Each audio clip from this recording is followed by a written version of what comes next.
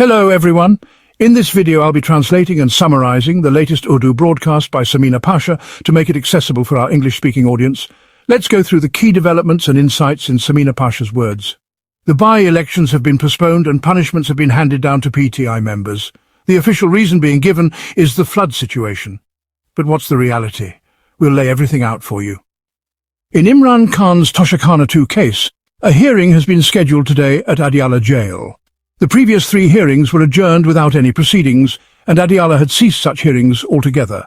So now, if the hearing takes place again, there will be a meeting with Imran Khan, and undoubtedly some message from him will be conveyed. We'll talk about this in detail. In addition, there are talks of apologies, reconciliations, and reasons behind them. We'll share those too. Aliya Khan's son has been released, and we'll also share details of his release.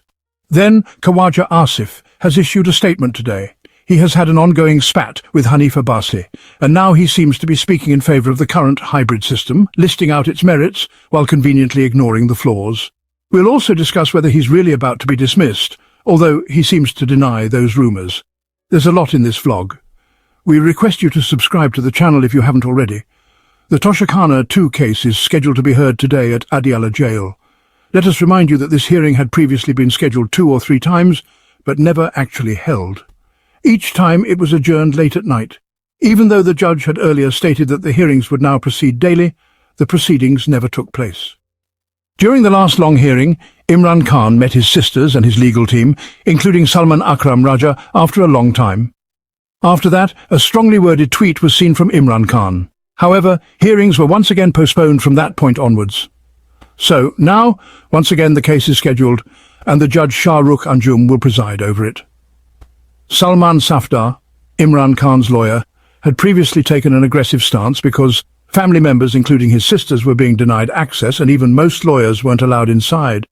Salman Safdar strongly protested, saying that if the trial wasn't conducted transparently, and if family, media and lawyers weren't allowed in, he would boycott the proceedings. This eventually led to the judge allowing them inside. So now the question is, will the same strategy work again today? Will the family members be allowed in? This will be significant. Last time, Alima Khan herself visited Imran Khan, and she clearly gave 2 or 3 messages. First, about Imran Khan's health, she said that only trust what we tell you. According to her, Imran Khan is in good health with only minor issues like toothache, ear pain or eye discomfort. Nothing major, alhamdulillah. Secondly, Imran Khan's messages, when conveyed by Alima Khan, are delivered exactly as he says them. When she meets him, his messages often include references to Field Marshal Asim Munir, but when others go in, such references are missing. Now, whether this is a coincidence or some deeper truth, only God knows. But it's been observed that when Alima meets him, Imran Khan's messages show aggression, directness and clarity, without any sugarcoating. So today's message from him, if the meeting happens, will also be very important. My personal opinion is that he will focus more on the flood situation and urge support for those affected. In his last message, Imran Khan had called for a large rally in Peshawar in September, especially against the ongoing operations in Bajar and Khyber Pakhtunkhwa. He had 2 goals: to show PTI's strength again, and to raise a strong voice against these operations, since the provincial government is doing nothing to stop them. Then, due to the severe flooding in Buna and elsewhere across Pakistan, PTI felt it was inappropriate to hold political events, so they haven't yet announced a date. But will Imran Khan announce a date himself today during the meeting? That'll be interesting to see. Aside from that, his messages about internal party matters will also be important. The by-elections have been postponed by the Election Commission, citing the flood situation in Punjab. However, PTI members have been disqualified and punished, and after that, the Commission had moved quickly to de-notify them and announce by-election dates. PTI initially considered contesting, but Imran Khan was firm that they should not participate, that it would give legitimacy to the verdicts and the system. Eventually, PTI decided to boycott the by-elections. The Election Commission says the floods have made it difficult to conduct elections, especially since administration officials are busy with relief efforts. But many believe that PTI's boycott was also a major reason, as the Commission feared very low voter turnout. The Commission has even admitted that turnout could be low due to the floods, making it difficult for voters to reach polling stations or show interest. This excuse does make some sense, but PTI's boycott clearly added pressure, because without their participation, the elections would lose credibility. Even if the floods are the official reason, how long can you postpone? A month or two later, things will normalise, and you'll have to announce new dates again. Will PTI change its decision by then? That remains to be seen. So yes, this is a difficult situation for the regime, which wants PTI to remain part of the system, but also doesn't want to give them any real space. Meanwhile, in Parliament, around 50 PTI members have resigned from committees, and about 25 more may soon follow. The government, through Speaker Ayaz Sadiq, is trying not to accept those resignations and persuade them to stay. They want PTI to continue participating as an opposition, so that they can show the world a functioning parliamentary democracy, with both government and opposition playing their roles. There's a lot at stake in today's developments. These people want to show certain things, and for that all these arrangements are required. Anyway, all this is happening, but Imran Khan Sahib sticks to the decisions he makes. You know that, and because of that, pressure does build up on this government. Today, Sharif Khan has been released. He is the son of Alima Khan Sahiba. The formal order for his release had been issued. There was no justification for his arrest in the first place. Nonetheless, he was given quite a warm welcome. Alima Khan Sahiba was expecting that perhaps both her sons would be released together, as Sharif had also received bail. But he hasn't been released yet. Sharif was granted bail yesterday and released this evening. Alima Khan Sahiba seemed very content, and Sharif was also quite happy.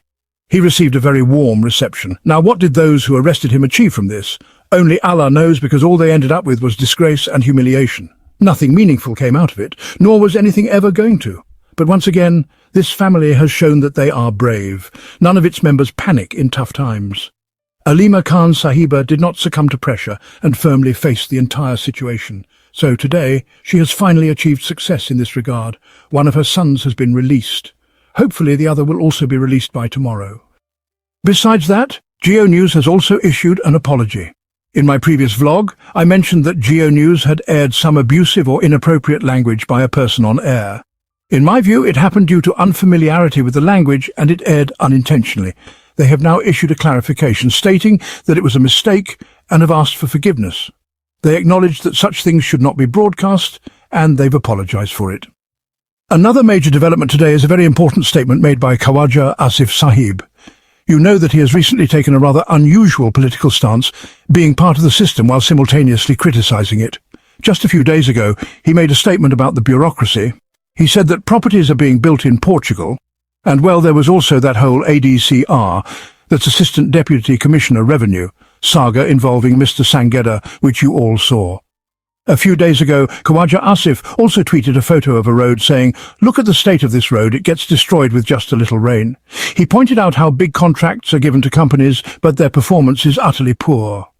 He went on to discuss this issue further on various TV channels, continuing to criticize these companies and hinting that they have connections in the Assembly and Senate.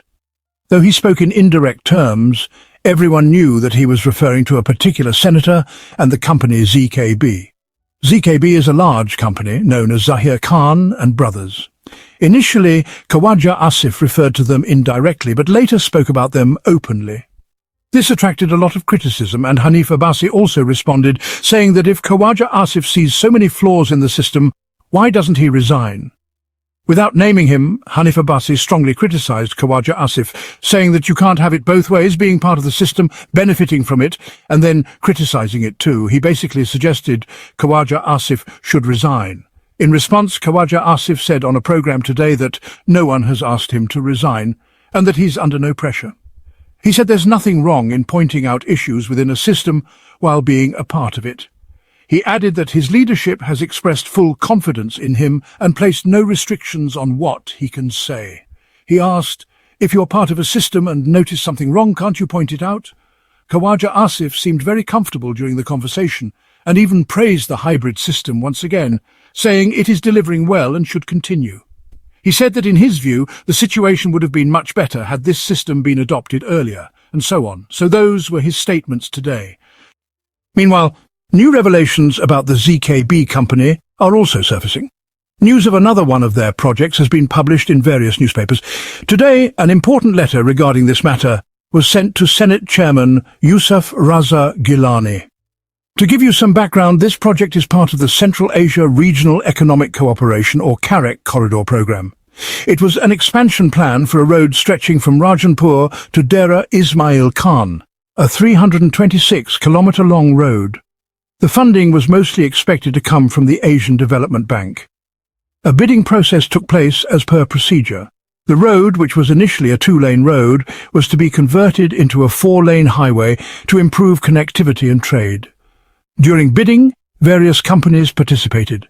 Ultimately, the contract was awarded to a Chinese-led company called Ningxia, or something similar, which had a local partner in Pakistan named Rustam Associates. This Chinese-led company was awarded the contract based on the understanding that Pakistan would save around 13 billion rupees, making it a favourable deal. Later, an NOC, that's a no-objection certificate, was also issued for the project. However, reports emerged that 2 important members of the Senate used their influence to try to reopen the bidding process. The underlying connection seemed to link back to the ZKB company, which was reportedly the runner-up in the bidding. It's alleged that they used their influence in an attempt to get the contract re-awarded to them. This matter was widely reported in newspapers today. Most notably, a letter has now been written to Senate Chairman Yusuf Raza Gilani, pointing out that his house is being misused for such corrupt practices. The letter highlights how certain senators are using their influence not only to damage national projects, but also to violate procedural norms, which ultimately results in delays and losses to the national treasury. The letter calls on him to prevent this misuse of the Senate. So yes, this ZKB company is at the centre of this whole matter, and whether you want to call it a scandal or not, their name is certainly being mentioned. The letter, reportedly written by NX Sikara developers in coordination with the Chinese-led company, raises serious concerns. Let's see what developments follow. This isn't just a single story. Pakistan has many such examples where tenders are intentionally awarded at inflated prices, commissions are taken, and both the companies and intermediaries benefit massively. Such deals result in losses amounting to billions and trillions, which are ultimately borne by the common Pakistani citizen and the national treasury. Sometimes, to reward someone or favour them, rules are broken, and the burden falls on the public purse. This is nothing short of corruption. Let's now see what action is taken. Will Yusuf Raza Gilani really take notice? Khawaja Asif also tweeted about this, saying these are powerful people who even buy off MPs and senators. So this tussle continues. Today's main story, however, remains, what message does Imran Khan send from inside jail? We'll be keeping a close eye on that. That wraps up our translation of Samina Pasha's video. I hope this English version helped you understand her message better. Please like, share and subscribe to Awami Lens to help our community grow. Don't forget to leave a comment below and let me know what you thought of this effort.